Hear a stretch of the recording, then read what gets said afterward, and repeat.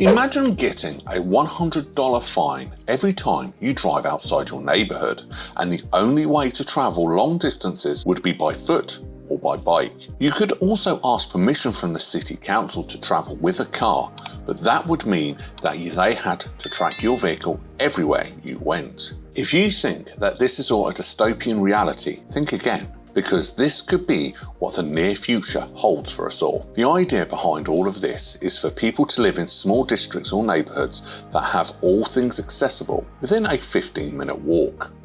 But if you leave, you have to face many consequences. But why are these cities being built? Is this all for a scheme for the government to have more control over people? Or is there a better cause for these 15-minute cities being built? By the end of 2022, Oxford Mail revealed something that left thousands of people in shock and outrage. The report announced that in the Oxfordshire County Council is planning to divide the city of Oxford into 6 smaller 15-minute cities. These mini-cities will have everything accessible to their residents within a 15-minute walk, whether it be basic necessities such as food, water and supplies, all the way up to parks, entertainment facilities and workspaces. At first glance, people didn't really seem to have a problem with this idea. Having everything within a 15-minute reach sounds like a brilliant idea, but when something sounds too good to be true, it probably is. Once these cities are built, residents will not be allowed to leave whenever they want to.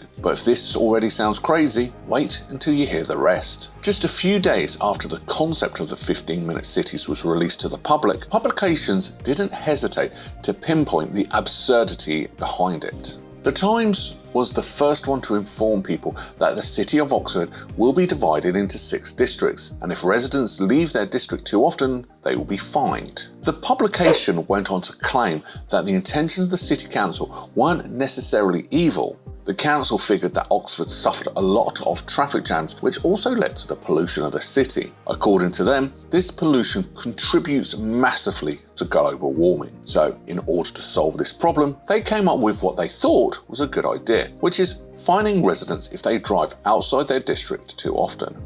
The idea behind this is to stop people using vehicles too often and use walking as the main method of transportation. But if these 15-minute cities are actually built, then residents can only travel outside of their district 100 times a year. And if they break this rule, they will have to suffer the consequences of paying fines of up to £70. However, not everyone will have this freedom. If residents refuse to give their car details to the council, they can't travel anywhere. The only option is to go from one place to another is by foot or bike. Even travelling by bus or another form of public transportation isn't allowed. How will the council keep track of how many times their residents drive outside their 15-minute cities? The answer to this is pretty shocking to hear. This is because in order to keep track of this, every city will be installed with the traffic filters with advanced technology that will follow their every move when driving. If you think that this is an invasion of privacy, wait until you learn how residents can drive out of these districts without getting fined. If residents want to travel outside their zone more than 100 times, they will have to ask for permission for it. After asking for permission, the city council will then decide who is worthy of this extra freedom. But even the lucky few that are granted this permission aren't actually luckies to begin with. This is because the council will continue to track the residents' whereabouts wherever they go. So it's no wonder that the residents of Oxford City are completely losing their minds over this.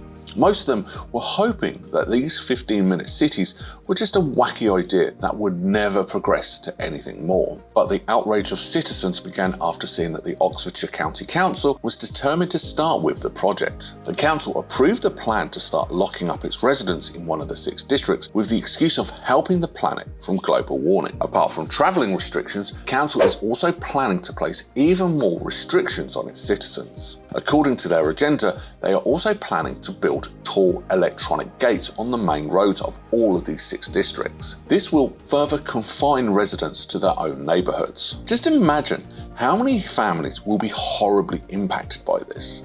People who have family members in another district will have it 100 times more difficult to meet them whenever they want. This is even more concerning for the people that have elderly parents that live in another district to take care of. If an accident happens to their loved ones, they will have more difficulty reaching out to them, and in extreme cases, this can even lead to a fatality. Now, residents are starting to raise their voices by saying they don't care to live under Marxist-style authoritarianism. But the council didn't consider what the residents thought about these 15-minute cities. In fact, they made the situation even more heated by allegedly stating that the project will continue being built whether or not residents approve of it.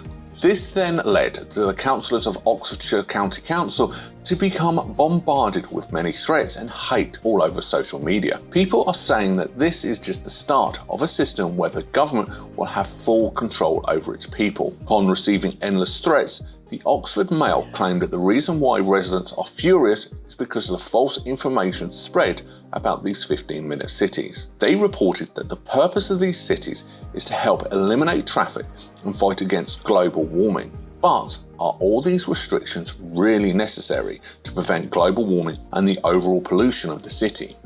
If the council really wanted to help the planet, it could have given its residents plenty of other options rather than just locking them up in tiny districts. One great way they could have done this is by only allowing electric vehicles in these cities, and instead of implementing a ton of smart cameras and traffic filters, they could just add charging stations instead. Public transportation could be made accessible by only using electricity, and there is certainly no need for giant gates to be built.